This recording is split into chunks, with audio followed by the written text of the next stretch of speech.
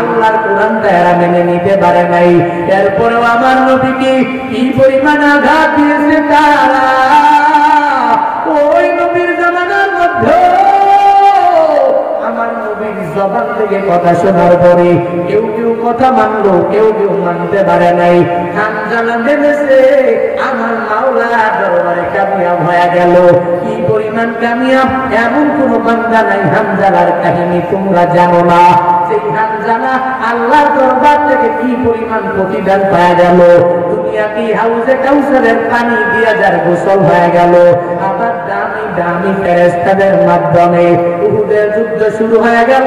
রহমাতুল লিল আলামিন হানজালাকে বললেন, হানজালা সব সাহাবীরা যুদ্ধের ময়দানে যাবে, তোমার যাওয়ার দরকার নেই।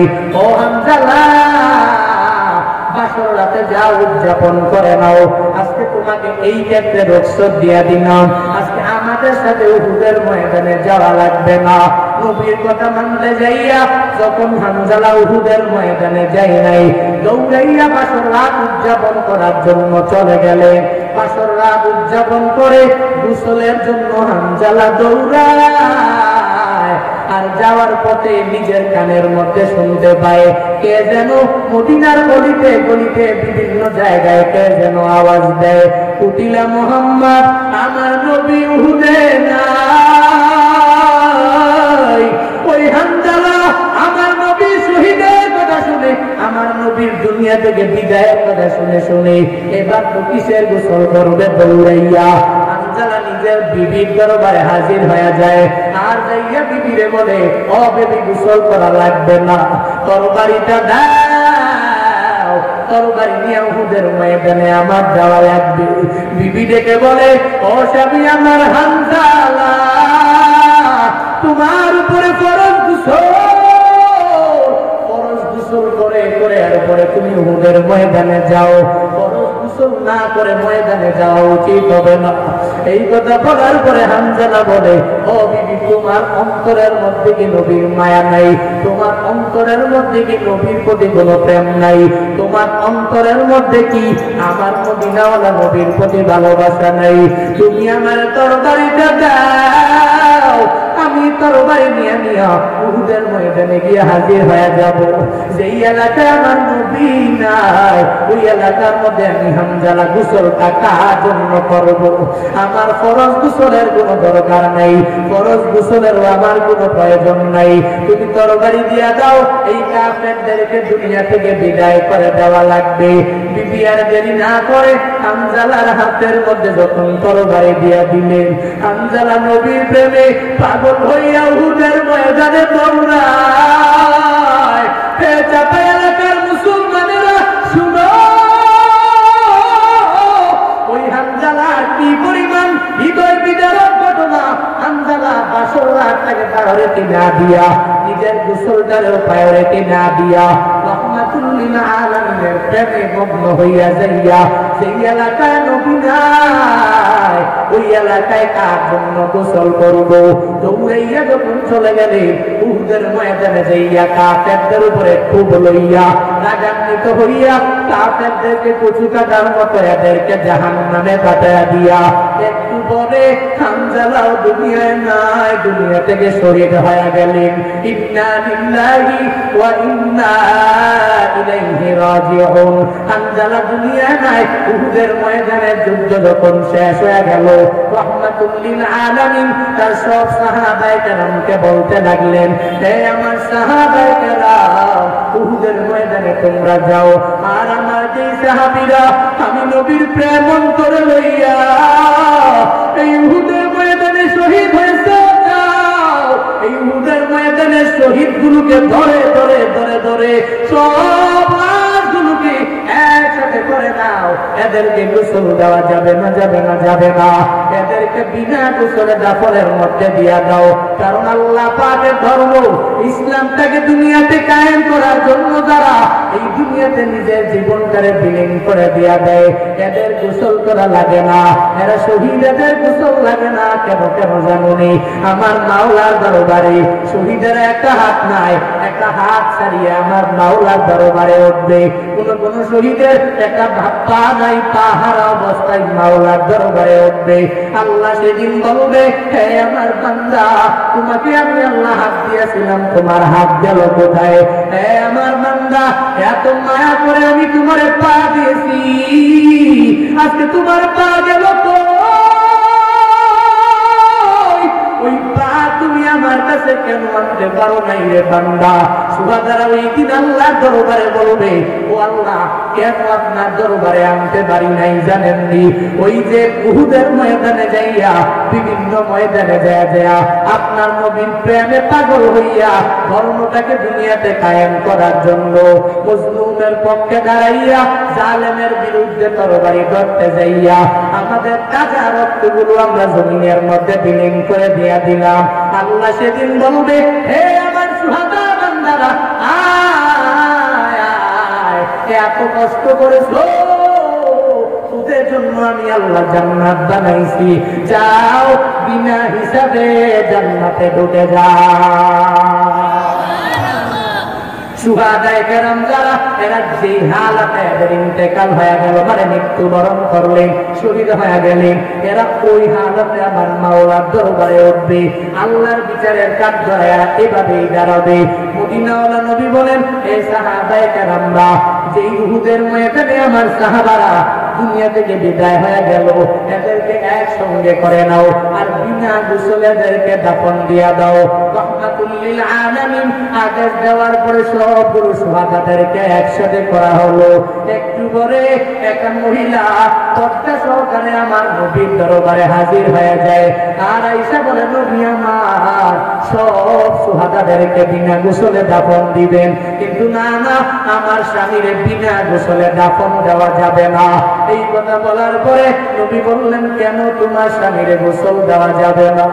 ওই মহিলা চোখের পানি ছেড়ে দিয়া বলে, নবী আমার স্বামীকে আপনি রুখসত দিয়েছেন, উহুদের ময়দানে আসা লাগবে না, যাওয়া লাগবে না, কিন্তু যখন শুনেছে আপনি নবী দুনিয়ায় নাই, এই কথা শুনে ফরজ গোসলের টাইমটাও আমার স্বামী পায় নাই, সে ফরজ গোসলকে প্রায়োরিটি না দিয়া দুনিয়াতে তাজা রক্তগুলো জমিনে বিলীন করে দেওয়ার জন্য উহুদের ময়দানে এসে আমার স্বামী হামজালা এই জায়গার মধ্যে শহীদ হয়ে গেল। ও নবী আমার, এই হামজালা ফরজ গোসল দিয়ে এরপরে আপনি দাফন করা লাগবে। নবী আমার বলে, হে আমার সাহাবায়ে কেরামরা, যাও যাও, সব সুহাদাদের মধ্যে হামজালার লাশটা কোথায় আছে বের করে দাও, একে এক্সট্রা ভাবে গোসল দাও, এরপরে গোসল দিয়া তাকে কবরস্থ দাফন করে দাও। এই কথা বলার পরে সব সাহাবায়ে কেরামরা চলে গেলেন উহুদের ময়দানে। সব সুহাদাদেরকে একজন একজন একজন করে দেখতে লাগলেন। একটা জায়গার মধ্যেও হামজালার লাশ পাওয়া যায় নাই। এর কারণ কি বান্দা জানুনি? একটু পরে ফেরেশতার মাধ্যমে মদিনাওয়ালা নবীর দরবারে ঘোষণা, ও নবী আমার, এই হামজালার লাশ উহুদের ময়দানে কোথাও পাওয়া যাবে না।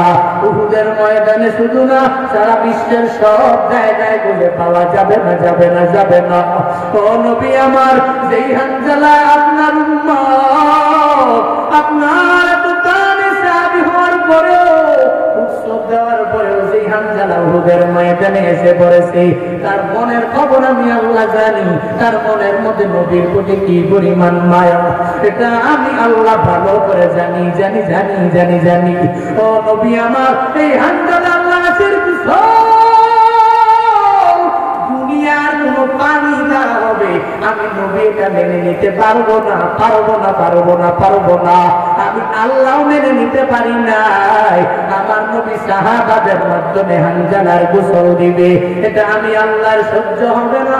আমি হামজালার ফেরেশতাদের মাধ্যমে আসমানে নিয়েছি, আসমানের দামি দামি হাউজে কাউসারের পানির মাধ্যমে ফেরেশতাদেরকে দিয়া হামজালার গোসল আসমানেই কমপ্লিট করা হয়েছে। সুবহানাল্লাহ, আরো জোরে সুবহানাল্লাহ। আম্বিয়াতে উলরে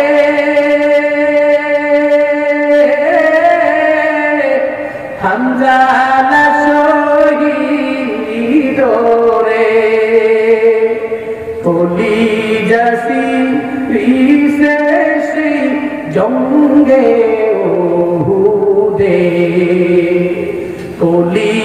जसी से जंगे ओहुदे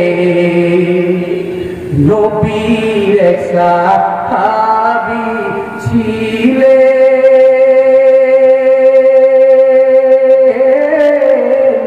হানজালা নামেতে তিনি শহীদ হয়েছিলেন বিবাহের রাত্রিতে দেখিয়ে জঙ্গে ওহুদে নবীর ডাকে গভীর রাতে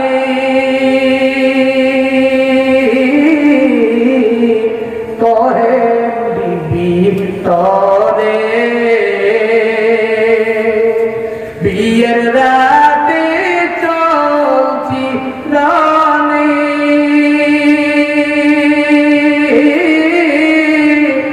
বিদায় তাওয়া মারে যাব জঙ্গে ওহুদে যুদ্ধে গেলে শহীদ হইলে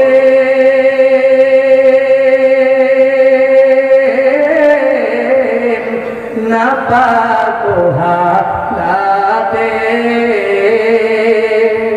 নবী জেনে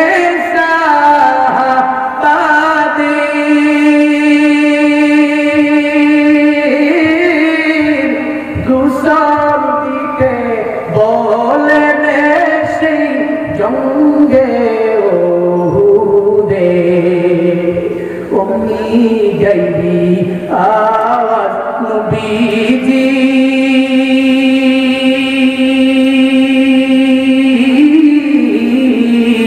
পাইলেন শুনিতে হানজালার গোসল হয়েছে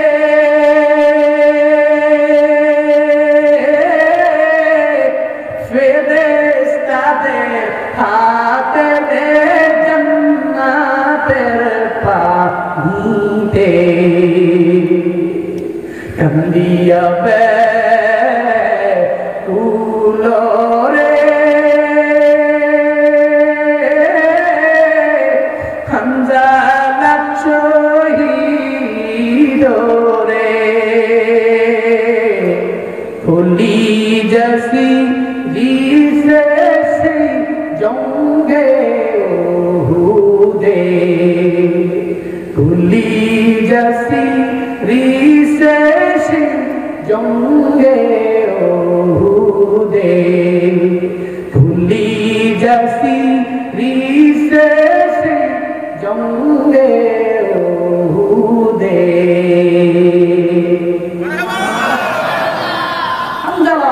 উহুদের ময়দানে শহীদ হয়েছে আল্লাহর কাছে দামি হয়েছে না কম দামি? দামি না কম দামি? নবী কথা মানছে, নবীর জন্য জীবন দিছে, এই জন্য কামিয়াব। দুনিয়াতে জান্নাতের সার্টিফিকেট এদের, দুনিয়াতে আল্লাহর পক্ষ থেকে সালাম এদের কাছে, দুনিয়াতেই আল্লাহর পক্ষ থেকে জিবরাইলের মাধ্যমে সালাম এদের কাছে, দুনিয়াতেই থেকেই হাউজে কাউসারের পানি দ্বারা গোসল এদের নসিব হয়েছে। চাপাই গুলাহাটের মুসলমানেরা, তোমরাও যদি আজকে কোরআন হাদিস আঁকড়ে ধরে আমল করার জন্য চেষ্টা করো, তোমার পরিবারে কোনো শান্তি আসবে না। কেন পরিবারে বরকত হবে না? কেন পরিবারের মধ্যে সচ্ছলতা আসবে না? কেন পরিবারের মধ্যে সাকিনা আসবে না? কেন রহমত বরকত নাযিল হবে না? কেন? যদি মদিনাওয়ালা নবীর কথাগুলোকে বাস্তব জীবনে বাস্তবায়িত করতে পারি, আমরা আল্লাহর কসম করে বলতে পারি, আমি আগামী বছর আসছি কিনা ওটা আমার জানা নাই, অন্য কোথাও আসে কিনা জানা নাই, বাকি কিনা জানা নাই, তবে হাসরের ময়দানে যেটা বলে যদি বলতে পারি জান্নাতের ভিতরে সবাই একসাথে, যে হুজুর ওই দিন বলেছিলেন পরিবারে শান্তি আনার জন্য কোরআন তিলাওয়াতকে প্রাধান্য দিয়েছেন। আমি আজকে বাড়িতে গিয়ে কোরআন তিলাওয়াতের আমল নিজেও চালু করেছি, আমার ছেলেকেও পড়াইছি, মেয়েকেও পড়াইছি, এরাও ঘরের মধ্যে কোরআন তিলাওয়াত করেছে। আমাকে বলবে ওই দিন উপকার হয়েছে কি হয় নাই, কবরে যাওয়ার পরে উপকার হয়েছে কি হয় নাই, চাপাইয়ের মুসলমানেরা পারবা তো ইনশাআল্লাহ? পারবেন তো ইনশাআল্লাহ? আমরা আল্লাহ দরবারে এই ওয়াদা আসতে করে যাবো, আল্লাহর কাছে বলবো, আল্লাহ আমি নিজে কোরআন তেলাওয়াত করতে পারি নাই, আল্লাহ আমি নিজে পারি না কোরআন তেলাওয়াত করতে, আমার বলতেও পারে না, আল্লাহ আমার একটা ছেলে তুমি হাফেজ বানায়ো, আমার একটা মেয়েরে তুমি হাফেজা বানায়ো, আমার একটা ছেলেরে তুমি আলেম বানায়ো, আমার একটা মেয়েরে তুমি আলেমা বানায়ো। যে আল্লাহর কাছে বলতে হবে, আল্লাহর কাছে বলা লাগবে। তার মধ্যে ইনশাআল্লাহ পারবেন তো ইনশাআল্লাহ? ছেলে মেয়ের জন্য দোয়া করবেন, কি করবেন? কথা বলেন না কেন? কি করবেন? দোয়া। আমরা দোয়া করতে পারি না, আমরা একটু অসহ্য হয়ে গেলেই বদলা করি, আছে না? আমরা মা বোনদের এই বদ অভ্যাসটা বেশি। আজকে আপনারা এসেছেন, আপনাদের বিষয়ে তো বয়ান করে নাই, একটা বয়ান নবীজি মেরাজে গেলেন, যা দেখলেন অধিকাংশ নারী জাহান্নামে। কি দেখলেন? অধিকাংশ নারী কি জাহান্নামে। কারণ নবী এসে বলতেছেন এদের বড় অভ্যাস সবচেয়ে বড় দুইটা। কয়টা? কথা বলেন না কেন? কয়টা?